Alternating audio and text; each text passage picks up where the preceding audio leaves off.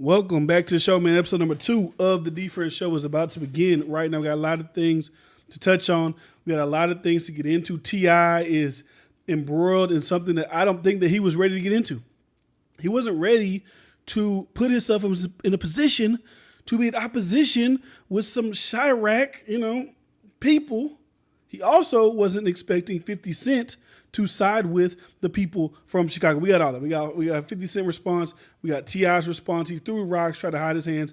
It didn't work out for him, but we're going to break that down. We're going to get into that. We're going to get into the manager. He detailed the final moments of King Von and what took place leading up to that altercation with Quando Rondo that ultimately left King Von with gunshot wounds that ended his life. So we got all that, right? We got more little stories. We got a little loaded. He turned himself in for murder. We got Russ just trying to educate. Russ gets so much hate, right? And I get it. You're stuck up. You seem self-absorbed, like whatever you think you see on the surface. But when you look at the information that Russ is trying to provide for you, if I was a rapper, I would look at Russ as a hero, right? I would look at Russ as he's trying to put me on game. He's trying to let me know that some people, you may need the label because your music isn't that great. You have a personality. You have a little following. So the label will probably put you in position to make decent music that can get you on the charts and get people to accept you, right? But like for people who can actually make good music, who can actually produce songs that last, I'm going to show you how to get this money. So he did reveal another round of weekly checks that he gets from. We're going to get into that. We're going to talk about that. That's really for artists that are trying to find a way to make money while doing music. Do you sign? Do you stay to yourself? We'll discuss that a little bit. Then we got some political things I want to talk about towards the end of the episode. But anyways, like I said, King Von is the main topic for today. Really not even necessarily because of him, which is sad because when somebody passes away, you want them to be able to rest in peace. You pass away, you figure out what happened, if it's a murder, if it's a suicide, if it's a dying of natural cause, whatever the source of your death is, you find closure with that, and then you let them rest in peace, and then you go off into the eternal heaven gates or whatever you believe in. I don't know what you believe in. Whatever you believe in, that's what should go on there. But with King Von, it's more drama, it's more beef, and the beef seems to be with people that seem like they actually care about it. It's not like it's an opposition. It's not like people from 63rd that's laughing at King Von's death, or if you would say people from 4K Trey who did make some questionable Instagram posts about it. No, it's not them. It's the manager and his Asian doll.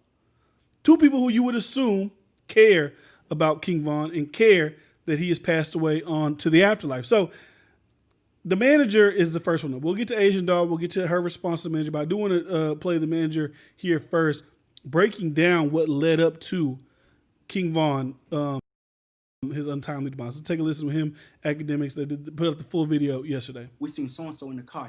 He sleep, and he jumped up. I'm talking about like. Wait. He's talking about King Von right here. Was sleeping, or or just like just not aware type shit. The other artist was sleeping, unaware. He just put up to the club. You know what I'm saying? I'm not gonna give nobody no name. Yeah. Whatever. He put up to the club, and I believe it was just him and his driver. That's what supposedly what it was. Him and his driver, and a McLaren or some type of car they had. Came to the car and said, "Hey, so and so's here," and Von just jumped up like, "Oh, come on, let's go!" And with that reaction being so fast, we're like, "Hey, hold on. Slow down." I'm like, hold on, what we about to do? Hold on, like you got jewelry on, all type of stuff. Hold on, bro. From that split second of his friend coming to tell him, Von was out the car. He jumped out the car. By the time Von jumped out the car, I don't even think he knew where so and so was. He just jumped out the car. He bumped into so and so. As soon as he bumped into so and so, started brawling. So-and-so is Quando Rondo. 1.5 second of brawling one of his so-and-so accomplice came through the side of a white car that we didn't even know was with so-and-so. That's how unaware the situation was. Yeah. Came out the car from the side, like y'all can see on the camera, and shot Von and me 4 times. I think he let 4 or 5 shots off. Von got hit 3 or 4 times. I got hit in the leg, started bleeding, went for cover. He was down. All right, so that is how the night went. Now, when you look at it from a certain perspective, this is how I look at it. The manager detailing that King Von was the person that initiated the assault. Because, I mean, if King Von didn't get killed, this would be like an assault. It wouldn't have got called that because I'm sure nobody would have went to the police and snitched. But this was an assault on Quando Rondo because you're telling me a guy let you know that somebody you don't like is here. You hop up ready for action. You are, quote unquote, premeditating an attack or a situation to go on with this person. You're not like, oh, whatever, I don't care. Fuck them. I don't give. You hopping up. The manager saying you're hopping out the car. So it doesn't look good in that aspect only because when people are giving these interviews, when people are talking on social media, when people are saying these things, don't think that these prosecutors, don't think that these defense attorneys will not use your statements in the court of law. Now, I know that Lil Tim is allegedly on, you got to say it, is on film shooting King Von, right? Allegedly. But with your statements that King Von was the aggressor in said situation, is there a way for Lil Tim's defense team to flip that on his head as a self-defense plea? Now, I know King Von's manager probably isn't looking at it like that. I know King Von's manager isn't going out of his way to speak on things to possibly to get to help the what's it called? Help the case of the person that killed his artist. I'm sure he's not trying to do that. But unrelated, you could be doing that. Just like I said with Meg Thee Stallion. Meg Thee Stallion was on live, and Meg Thee Stallion was saying, well, I was walking away and got shot. I didn't see who actually shot me. Okay, how do you know Tory Lanez? Now speaking in the court of law, how do you know Tory Lanez? And then now we're saying, oh, look, Lil Tim could be private security. He could be trying to save somebody's life. He could be self-defense. Like, that is what could happen. Now, I don't know how that works because Lil Tim is not directly in the line of needing self-defense. Like I said, Lil Tim comes around the corner from the video we see and does the shooting, right? He's not next to Quando Rondo. He's not being attacked with Quando Rondo. Now, if he was being attacked with Quando Rondo, I could see how the self-defense thing could completely work for him in trial. Like if I'm getting attacked and I shoot and the gun is registered, I don't know if the gun's registered. I'm gonna lean on the side of it's maybe not. Quando Rondo, they're from Louisiana. They're moving around Atlanta. You know, you might just give me a little $100. It's probably not registered, right? But if it was and everything was going like that, I could see how you could get off with a self-defense case. A lot of rappers came out. I remember Killer Calion. He came out and said, niggas just going on academics thing, testifying, letting everybody know the business. Now, I don't know if Track, who is King Von's manager, is a street guy, or he's a guy who is from the hood, wasn't really active in the streets, and became manager, 100K management did. Like, I don't know. I don't know people's background. I don't know what they come from. But the streets are looking at this as, quote, I wouldn't say they're saying he's snitching, but why are you going up here testifying, laying out every detail? Okay, we seen Quando Rondo, he was in a white McLaren, he was doing this, Lil Tim did that, even though you're saying so-and-so and this and that, we know who you're talking about. Like, I know you want to be vague because you don't want to put the name or label on anybody, but everybody who's been following the situation, it's clear as day who is involved in the whole, like the report that came out, Lil Tim has been arrested. Like, the reports are out. Lil Tim associate Quando Rondo has been arrested. Like, these reports are out. But I get it. Like, you don't want to put yourself in the whole situation of naming names and getting further legal action put against you. But what was my point with that? Like I said, testifying on things, I think just letting people know what happened. Because with Asian Doll saying that people are running or you were scared or this was that, and also people were disputing the police officer's report that there was police officers shooting at people as well, he's clearing it up. This is what happened. Everybody saying we running, we're doing this. No. When old boy shot King Von, police were coming from the side and shooting at people. That's why you see in the video, Lil Tim gets spun around. You're like, did he just fall? Is it just like a sniper in the air? No, he got shot by the police because he had a gun. That's why he was on the ground. That's why he got arrested in the hospital, because he was shot by I'm assuming by a police officer, right? So that's why he got shot. So, and then he did also clear up, hey, we seen videos going around of Quando Rondo saying, hey, he shot, help him, save him, da-da-da. He did verify that he was screaming that King Von had got shot, but he didn't know if he was doing it out of fear. He didn't know if he was doing it out of concern, but he did clarify that Quando Rondo did seem to be panicked the fact that King Von did get shot. Now, I don't think Quando, like I said, it was not a setup, but it was a unexpected event. So I no way do I believe Quando Rondo went there with the intent to have his guy shoot King Von. It was just something that happened within their timeline of the night. So if let me know what you think. Do you think that the manager should have got on Academic Stream and spoke on it? Do you think he should have just been quiet? Do you should let the legal process play out? I think, if you want to clarify for your artist, if you want to do that, then you could do what you want to do. Like, you didn't clarify for Melly, but that's a completely different situation.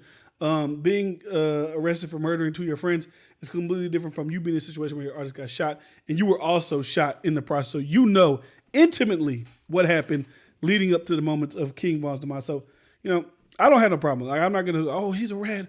He's testifying. Like, if he want to do that, he a grown-ass man. He can do that for himself. But Asian Doll did respond to the manager's kind of, I won't say clowning her, but his details about Asian Doll's falsehoods of, this was King Von's last word. He said, you niggas let them get up on me. Don't cry. You let them get me. King Von said this. It was all broken down by her spiritual advisor, which she spoke to the spirits. The spirits spoke back to her through King Von, and they have been communicating since his demise. Now, I don't want to clown nobody, because everybody grieves differently.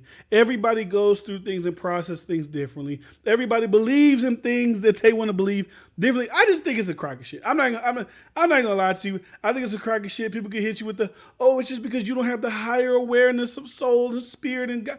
I think it's a crock of shit. I think that at first it was a genuine, I'm devastated.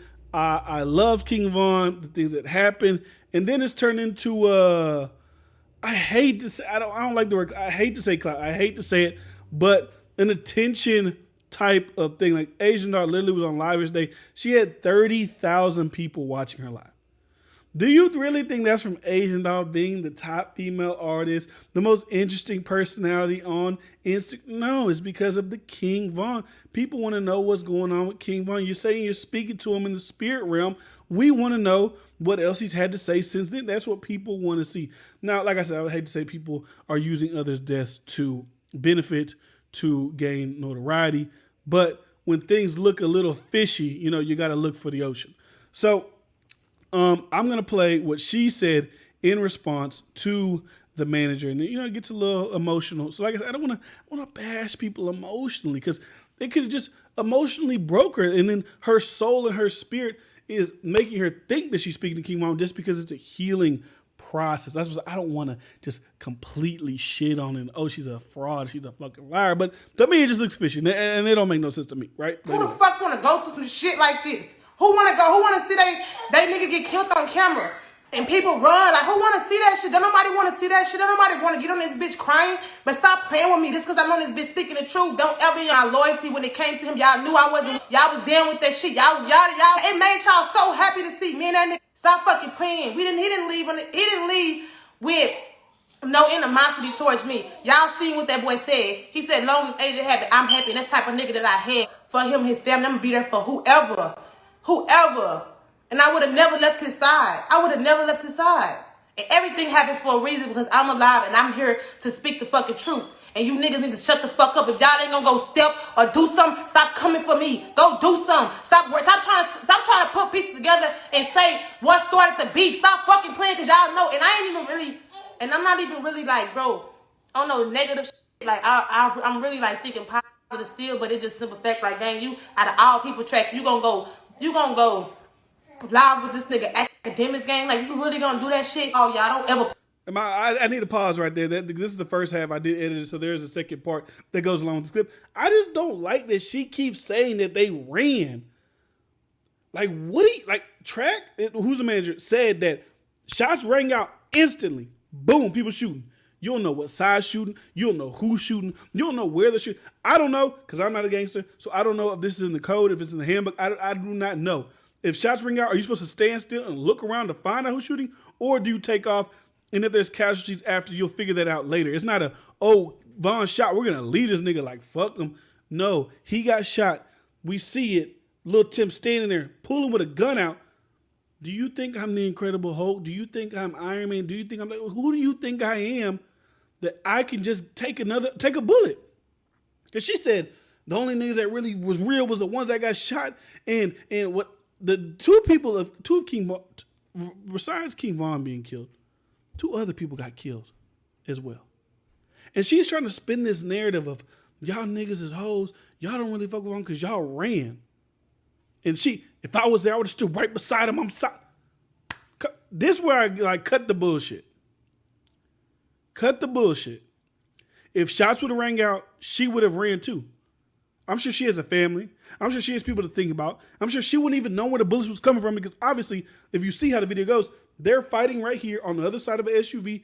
Vaughn pulls back a little bit from the SUV. That's when little Tim comes around the corner and fires the fatal shots. And even the manager said he got shot in the leg at that point as well. People standing right here, when you hear shots ring out from out there, am I supposed to run outside and fight the shots? Like, what do you really expect people to? That's why, like, it doesn't make sense. And then people feed into these narratives like, yeah, them niggas is some hoes. They didn't. Like, we have to stop with the bullshit. These things are not real life. When shots ring out, people run because you know what the first thing that kicks in? Your survival instinct. Everybody wants to survive. Nobody wants to die. I don't care if you're the roughest, toughest person in the world. No, besides like suicide and things like that, depression. Just street guys, I would assume, not even street guys, regular people, I don't want to die.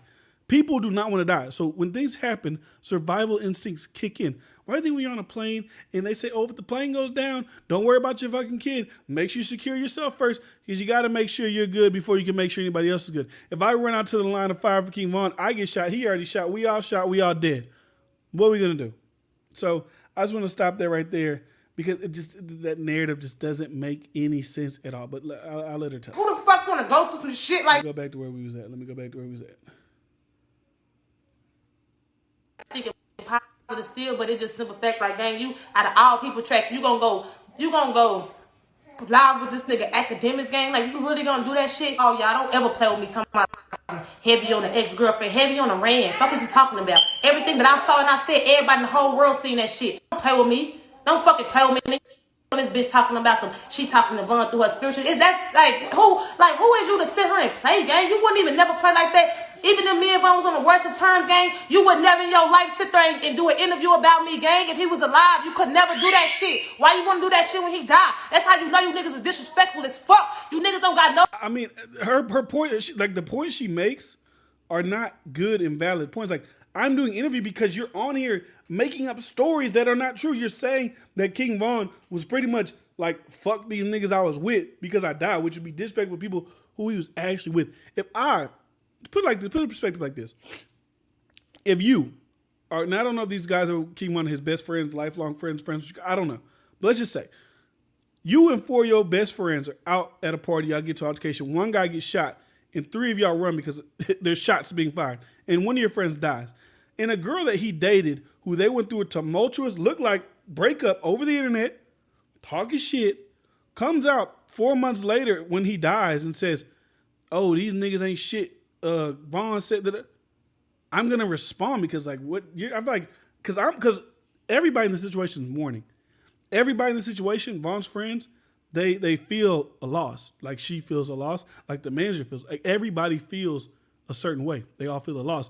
But for you to just make this spiritual shit that now that Von in the afterlife, now that he's dead, he's still like, oh man, them niggas don't cry. Y'all niggas ain't helped me. I feel a certain type of way about them. Not like, no, you're just feeding into your own ego. To me, it seems like you're feeding into your own ego to distance everybody else away from the situation so the situation can just be put onto you.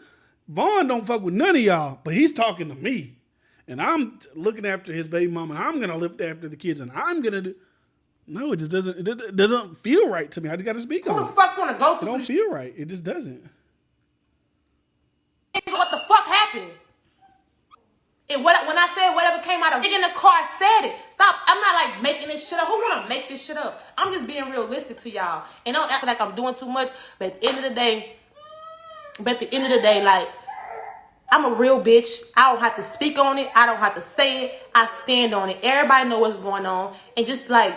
No, we don't know what's going on. And then she said, everything I'm saying, niggas in the car told me. So did Von tell you through the spirits and the talking, did he tell you, or the people that was in the car tell you what King Von said? She also went on a tweet storm after this as well. I'm going to read some of those for you. I'm just sharing this with y'all because I feel like y'all deserve to hear it. I know it's hard to believe me, but once you get to see things from a spiritual standpoint, everything I'm saying is so true. Afterlife is real, and if your mind is wise enough, you can connect with the dead. So if you're wise enough, if you're spiritual enough, you too will be able to connect with the dead. And Asian Brett, the one who was, I fuck with Trump because niggas getting money, like she's wise enough. I don't want to, like I said, I don't want to, because I feel like when you got to critique something, you got to show something. I don't want to shit on her because she might really believe this shit, but I just don't believe it. I just don't. Vaughn said it, not us. Vaughn said, "Oh, boy was not helping him. It looked like he was, but he wasn't. Wow, he letting us know everything, just like I knew he would.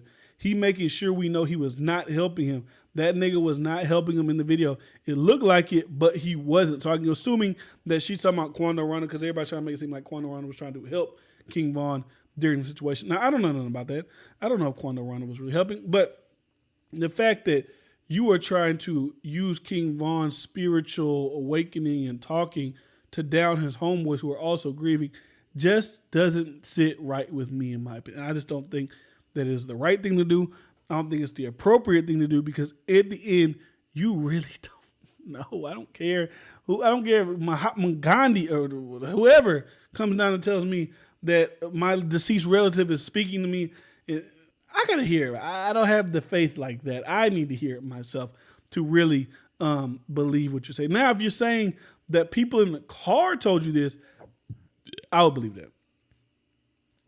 If King Von was in the car on the way to the hospital and he said, "Damn, gang, y'all niggas let them niggas get up on me. Stop crying, man." I would believe that more than my spiritual advisor talked to me and they helped me get through it and we reached a connection with Vaughn.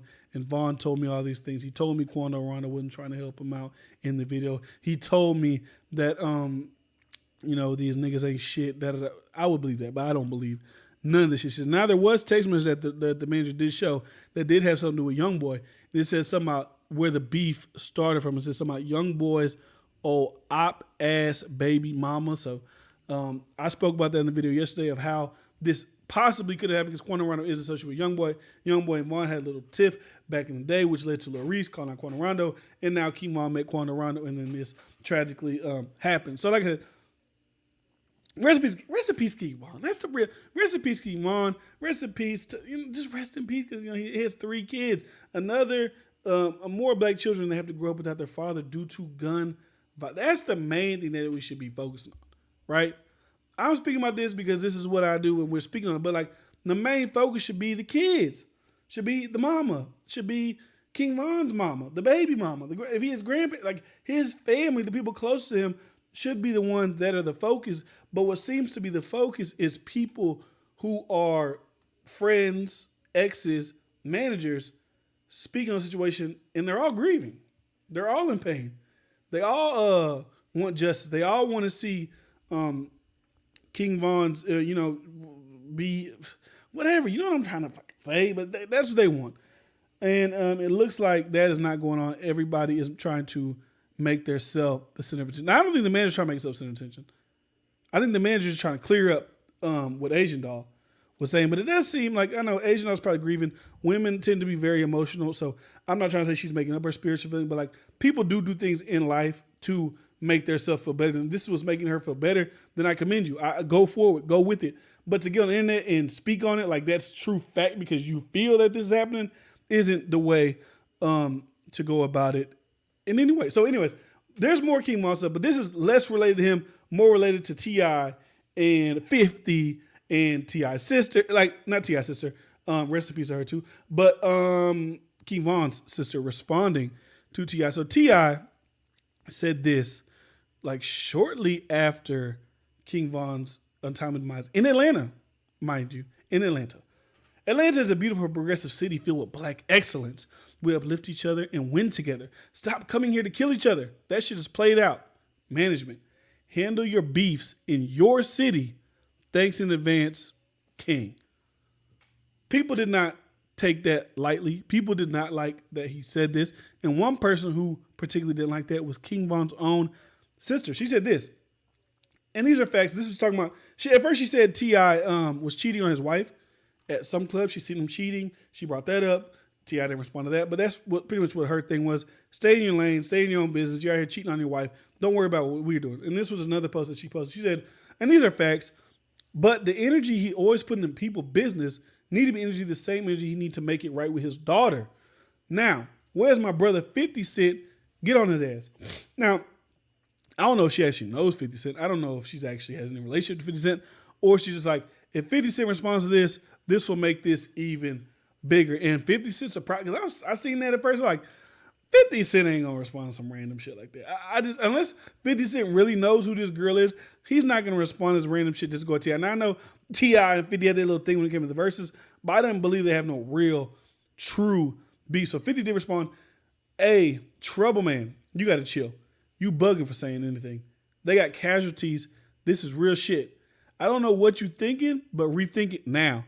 They're hurting. They love that boy. He was a way out. I bet you don't even realize they will kill you for what you just said. What hood you from again? Question mark. Come on now. It's quiet time. And somebody pointed out that 50 Cent had to be really serious because he didn't put no, I always hashtag Leech Limachicador, hashtag, oh shit, my bad, hashtag I got the strap, hashtag whatever. This time he didn't do that. It don't seem like 50 Cent was serious. Like, hey, you gotta like relax. Like these young kids out here dying. You talking about don't kill in our city, don't do this, don't do that. 600 Breezy even put a picture of him on the story with the Gucci man whenever Gucci and T.I. was beefing. It's kind of like tell T.I., tell Tip I got 30 clip, 40. So there's messages and there's warnings and there's things for T.I. T.I. always seems to put his foot in his mouth. My wife made a very great statement yesterday that I would just want to share because I don't want to steal her things. Because it does seem like that happened. Once people made T.I. the smart guy of hip hop, he found a way to, for some reason, to make himself less likable. It's like whenever you say, hey, this guy is this, even though they might be a little smart, even though they might know them things, but when people amplify you to a certain level, like they just say, oh, D-Fred, you're the smartest guy I know. And I start really trying to lean into that, oh, I'm smart role. Sometimes you end up looking stupid. There are a lot of instances where T.I. has made himself look stupid. T.I. has made us put his foot in his mouth. He has said certain things. Like, what was it? When George Floyd died and there was protests in Atlanta, and then he went up there and gave his speech. He was like, this is Wakanda. We have to stick together. And then literally a couple of days later, police was beating the shit out of black kids out of their car. People was riding. A dude was shot in the back end. Like, people, like, what are you talking about? Nowhere is safe, nowhere is whatever. And then it's like, when you contrast that with when Killer Mike gets on and speaks, like, is he the smartest guy in hip hop? Is he the guy we need to be listening to? And that's not to discount T.I. That's not to say T.I. doesn't do anything within his community. I'm sure he does. But I feel like that smart guy role, he really tried to lean into it. And sometimes he ends up making mistakes and looking at them. But he did backtrack. He did backtrack from his statement. Somebody called him out on it. He said, what are you talking about? That's a reach. But he did say this. I don't speak ill of my allies. My last post had nothing to do with King Von. Y'all grossly mistaken. I have no motive or intention to do harm or malice to cats I'm cool with. My family's heart goes out to them, and I've expressed this to the people in his life that matter most in the situation. That's all I'm concerned with. But I know IG ain't the place for understanding the miserable people love to keep up shit. Be easy. I hate when celebrities try to paint us regular people out as miserable. They try to paint us regular people out as people who don't know shit. We're haters. Whenever we calling you out on your bullshit, like, stop throwing rocks and hiding your hands. There is no way that this situation can't be about King Von. Like, even if it isn't about King Von, you didn't read the room. Someone, a major artist, literally just got killed in your city, and then you post, hey, stop killing each other in our city. Take that back to your city. Who is everybody to be led to assume that you are speaking about in that situation? That's like when Nipsey Hussle died. And then I post, man, y'all niggas really got to stop going back to y'all hoods because them niggas going to kill y'all. And everybody get on my ass because Nipsey just passed away. Am I going to be an idiot to be like, well, damn, it does look like I was speaking on Nipsey Hussle. So either you can't read the room or you did it, then you're going to get backlash. That people's going to be like, oh my God, T.I. so smart. Yes, please stop bringing people here to kill each other. We need to go kill yourselves in your own cities. He thought he was going to get that response, and he didn't. So he backtracked. Everybody went after him. And that's just how it typically goes in those situations when it comes to T.I. It just seems like that's just the thing to go. He's a great artist, one of the greatest rap artists of all time. Amazing songs, lyrics, everything you want. But I really feel like when the people dug into that, oh my God, T.I. says big words, T.I. so smart, he tried to lean into it, and he's just been making mistakes ever since. That's what I look like. This is what it looks like to me, in the end, T.I. is making mistakes and he's trying to clarify. Like I said, it could have been a mistake, but if it is a mistake, it was a bad judgment of reading the room of what is going on right now. Even Waka Flocka spoke on it. Waka Flocka was like, it's weird how people, like, he essentially said, I would never speak down on people from where I once came from, right? Like, I'm a guy from the streets, so whenever I see street shit go on, whether it be fatal, whether it be violence, whether it be stealing, whatever it be, I won't talk down because I understand where those people come from because I came from that, which I don't wholeheartedly agree with. Like, you can try to mentor, you can try to lead people away from certain things. You see people going down a wrong path, but I do in a way get what he is trying to say. Like, those don't completely disregard. Like, my thing is, you can lead and try to help people grow, and you can try to guide them down a different path. I just wouldn't say that you can just wholeheartedly shit on people because, in a way, you do understand where they are at the moment, where they're coming from. They're trying to eat. They're in poverty. They have nowhere to go. They feel like there's no hope. They haven't seen the world. They don't know what else is out there. So they do fall into those elements that you were once a part of. And I know now that you're out and you're a millionaire, or you're not even gonna be a millionaire, you just was able to get out. You was able to go to college. You was able to see the world. You was able to see another side of your city. Like, some people never leave their city. Some people never leave their section that they live in. You was able to get out and go do that. So don't come back now and shit on everybody. Guide everybody. Help everybody get out. Help everybody find a way. That's what I feel like you need to do in certain situations like that. But like I said, should 600 Breezy was seeming to be like sneak threatening T.I. for this? Should 50 Cent say that they'll kill? If somebody was to kill, like this is what I say. You can criticize T.I. You can do that. That's fine. And you can criticize, like, oh, you didn't read the room. That was stupid. You shouldn't have said that. I mean, technically, if you look at this tweet, it's not stupid. Like, you don't want people coming to your city killing people. There's no different than what, like, Donald Trump saying, hey, I don't want these illegals coming over here and raping again. Like, it's no different than that. But in the situation, a beloved person dies, everybody's sad, everybody's a fake Karen, that's when that happens. But, like, essentially, what he said isn't wrong. But 50 Cent saying that, hey, they'll kill you for this. If somebody from Chicago was to kill T.I. for saying that, hey, stop killing yourself in our city, they're an idiot. They're stupid. I don't care. I don't care about street. Oh, but he was from the streets. You don't know better. There's certain things that you should know better than. And that's one of the things I believe that you should know better than to do in a situation like that. But anyways, I digress. Let's get into some things that benefit other artists. So Russ reveals how much he earns in a week, which is interesting to me because I always am interested to see how people make their money, where people make their money, because you want to see how you can move. Now, I'm not an artist, so this doesn't necessarily pertain to me, but if a YouTuber does it or a podcast does it, I am tuned in because I am trying to see the ways that streams of revenue can generate. So this is really for artists. So anyways, Russ has accomplished things that many other artists can add to their resume. The 28-year-old rapper is able to sell out arenas, travel the world, and provide for himself as a creative, and he does it as an independent artist as well. At every turn in his successful career, Russ has been adamant about sharing his wisdom with the fans, an inspiration to independent artists worldwide. Russ' business model is attainable, but as he says, you'll need to work extremely hard and build an organic fan base if you're looking to achieve similar things. So Russ got on Twitter. He posted some weekly checks on TuneCore, inspo purposes only. Artists, own your music and stop letting these labels take 50% distribution fees for pressing an upload button. Now, back in the day, it may have been advantageous to give it a label because you had to print CDs out, and that probably cost a lot of money. Nowadays, you're uploading to SoundCloud, you're uploading to Spotify, you're uploading to Apple, you're uploading to Tidal, you're uploading to Google, Amazon, whatever you're uploading your music to.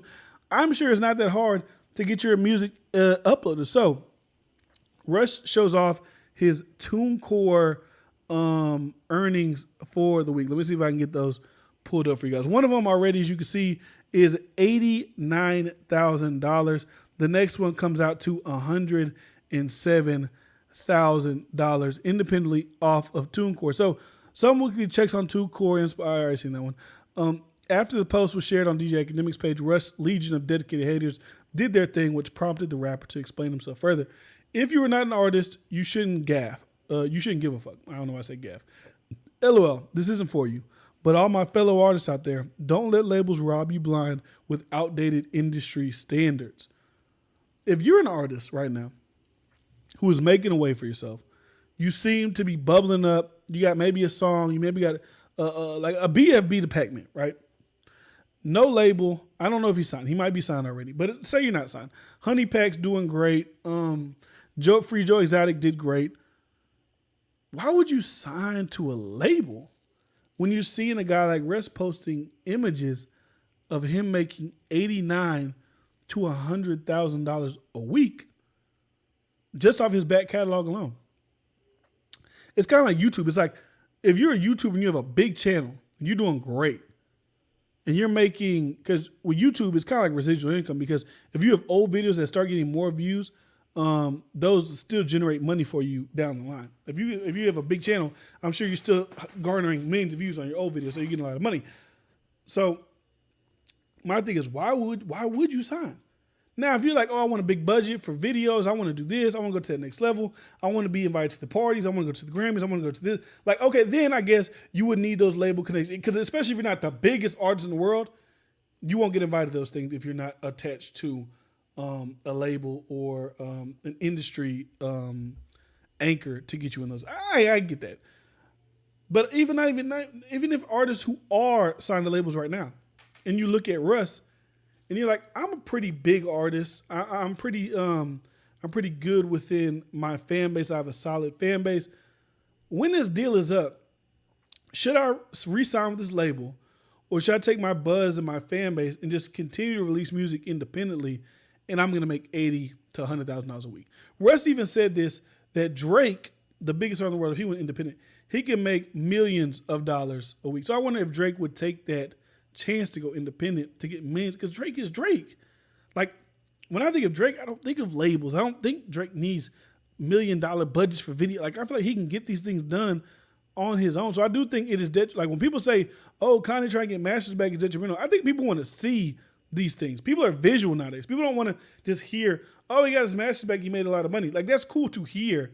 But when you actually see, hey, Russ is a guy who owns on his masters, you can kind of compare. You could compare streams to Russ. Like, if you're a guy who streams similar to Russ, even if it's a little bit or a little more, you can kind of get an idea of what kind of money you would get. So say Russ streams 100 million, let's say 100 million a week, and he gets $100,000. If you stream 80 million a week, and I know these numbers are like astronomical, they're probably not happening, but I'm just using them for comparison's sake. If Russ is getting 100 million and I get 80 million, he made 100,000, I can make $80,000 a week on my own by just putting out my music. If you put out 80,000 a week, what's that? $320,000 a month. You're making a little bit more than a little bit more than $4 million a year just off your streams alone. And this, being independent, is a way to become pandemic proof, because a lot of these artists are broke now. A lot of these artists don't have no shows. They don't have no appearances, no club hostings, none of the things that would traditionally hold artists over while they wait for royalty checks, while they wait for that next big single, that whatever they try to do next, would usually hold them over. Now, you don't need that when you're independent, because look at the money you're making on your own. So really, that's my only thing when it comes to Russ and being your own boss and trying to do the independent. That's what I'm doing the podcast. Like, I'm trying to be independent. I don't. Now, granted, if I was to be offered a Joe Rogan-esque Spotify deal where they're going to offer me $100 million a month, then, why not? I mean, not a month, $100 million a year, or $100 million over 3 years, which would be $33.33 million a year. Yeah, I'd probably take it if I wasn't already making that independently. Now, also on the other hand, if I was independent and I was making $15 million and they offered me 30, but there was restrictions, you had to do this, you had to do that, I might just take my $15 million independently, because all money ain't good money. Having freedom is better than being in control. That's just a thing for artists. Russ gets so much hate. I just don't understand it. And people, oh, you're too cocky, you're too this. Let that man be confident. If the nigga produced his whole first album on his own, and he put it out, he mixed it, mastered it, produced it, sang it, wrote it, let him do that. And then he's only doing what everybody wants to do. At the end of the day, people hate him. Oh, he's mean to journalists. Oh, he's mean to this. Oh, he's cocky. He came up. Everybody who's ever been shitted on before, everybody who's ever been told you can't do it, everybody who's ever been told you ain't going to be nothing, you can't wait for the day that you become someone and you can just say, fuck you, I made it. You denied me. You told me I was a piece of shit. You told me I was no good. And now look at you, groveling at my fucking feet. You're here. Now you want to jump to the wind. That's not everybody, because everybody doesn't have those dreams and aspirations have been told you, but not everybody, but you know what I'm saying. He's just living what people who have been in a situation want to do. Y'all shitted on me. Now look at me. He was on the Forbes since like his first year. He became a mainstream rapper. People was like, what? Wrestling? How's it? $15 million. Independence brings freedom, and it can bring you a whole hell of a lot of money. So anyways, like I said, the last thing, a little political thing that we got is from Megyn Kelly. If you don't know Megyn Kelly, she is a pundit, independent. She's not on either side. She's objective, whatever you want to call it. She was fired recently from, I think, NBC or CNBC or whatever, because she made claims that what's wrong with blackface, and people were outraged, and she ended up getting eaten up by the mob and spit out. Even though if you think getting eaten up and spitting out, but still having to be paid, I think it was $15 or $30 million for money owed for your contract. I mean, if I get fired and I don't got to do this job anymore, it's a daily job, and I'm gonna get paid $15, $30. I mean, $15 million to $30. All right, fire me, whatever. I should have said something about blackface years ago. But anyways, Megyn Kelly rips Biden and others for pushing unity after demonizing Trump supporters for years. You're out of touch. Independent journalist Megyn Kelly knocked Democratic presidential candidate Joe Biden and other left-wingers over Biden's call for unity after officially attacking President Trump and his supporters. Kelly first mocked a tweet Biden for calling for national unity, strengthened, and healed. So her quip brought numerous Biden defenders into her replies, criticizing her for mocking Joe Biden's call for unity. Kelly refused back down, however, and pointed out that Joe Biden's message is disingenuous, considering the vitriol and hate that has been directed toward Trump every year of his presidency, as well as the tens of millions of Americans that voted for him. Half of the country has been demonized as awful for 4 years, supporting their president, who was falsely accused of Russian collaboration, wrongfully impeached, and attacked relentlessly by the left and dishonest media. And now it's let's heal, unity, good luck. Kelly responded to University of Chicago economist Austin Goldsby. So another guy came at her, maybe a good time for everyone with influence to be trying to lead by example. She said, Ian, you're out of touch if you think 70 million Americans who have been unfairly demonized as the worst of humanity for 4 years are now going to hug those who viciously attacked them and are now making lists of their names. I'm talking reality, which is my job, not pie in the sky stuff. So I like this because it's true. It's authentic. People might not like it. They might see like, oh, she must be a Republican for saying this. Or she might be on the right, whatever. It's true. Because when Joe Biden became president, everybody was, oh, it's peaches and creams. Everything's going to go back to great. People started exhaling, oh, racism gone. Oh, this is gone. Like I feel like people kind of had that moniker. People are crying, reliefs of joy. And that's not how the country's going to be. These Trump supporters who've been called racist, bigots, xenophobic, whatever, they're not going to just take it lightly and, oh, now we love everybody. Everybody's love. When their side's been getting attacked too. Now, I'm not saying there's not bad people on that side. There are racists. There are whatever. But as Trump famously said, there's good people on both sides. And when you see videos of children, like school-age kids, being attacked because they support Trump, or you see just people at restaurants being antagonized because they support Trump, you got to look at like, okay, do you really think these people are just cause for unity now because they was getting destroyed for the past 4 years as well? So I agree with Megyn Kelly in that aspect, in that fact. But I do want unity. I do want people to come together. I do want people to settle down. Let's have Thanksgiving dinner again. Motherfuckers was cutting out their family members if they supported Trump, or if they supported Joe Biden. People was hating each other. They was talking shit at work to each other. People were being divided. I even watched a video where a wife said, I just can't be with my husband anymore. He's just too pro-Trump for me. I have to divorce my husband because he supports Trump. And people were saying, divorce him, girl. He's a this. He's a hateful. I'm like, y'all really let politics become religion. Like, y'all let politics and the wanting of my views are the right views dictate how you treat other people, dictate how you live around other people. Now, I'm not saying the people who say, oh, get all the fucking Mexicans out here, go back to your country. Those are the worst. Those are the worst of the worst. We can find the worst on either side. They're there to be found. But just regular everyday people who say, you know, hey, I don't want my taxes to go up. Hey, I do want stronger borders because I am afraid of crime at the southern border. That doesn't mean I hate all Mexican people. I just want the legal process for people to get in to go that way. Hey, I'm pro-life. I would like it if people didn't abort children because I believe that life starts at conception. Oh my God, you're evil. It's like, people, relax. Even both sides. People who are pro-choice, they get demonized as baby killers, hateful. I seen when Ruth Bader Ginsburg got killed, not killed, when she died. People were like, yes, that baby murderer is going straight to. I'm like, people, what the fuck is wrong with y'all? Like, niggas got bills tomorrow. People got things to do. Like, people who are overly invested in politics that aren't politicians, that aren't political pundits, who are just average, everyday, regular people. This shit ain't even really for us. Honestly, we think it is. We get brought into it because you need votes. You need this. We're not making any decisions. Honestly, the Supreme Court is hearing a case right now about Obamacare. Our general mandates good by the Constitution. That's why Amy Coney Barrett is there. That's why she got pushed in so fast. They knew this vote was coming up. And from what I read, if they voted down, the Affordable Care Act is gone. So, like I said, things that happen in the dark always come to the light. And a lot of things that go on in politics are not for the everyday Americans. So stop demonizing your family for it. Now, like, I get it. Like, I would like unity in that way if everybody could acknowledge that everybody has been shitty to each other, right? All Black Lives Matter people aren't terrorists and this and anti-American. It's like, we got to stop. This is what we got to stop doing. We have to stop picking the worst out of large groups and painting everybody in that group as that one thing. Because any group you find in America, it doesn't matter what it is. Anybody can find 2 or 3 people in that group that are despicable and horrible and then paint the entire group as that way. That's how you get division.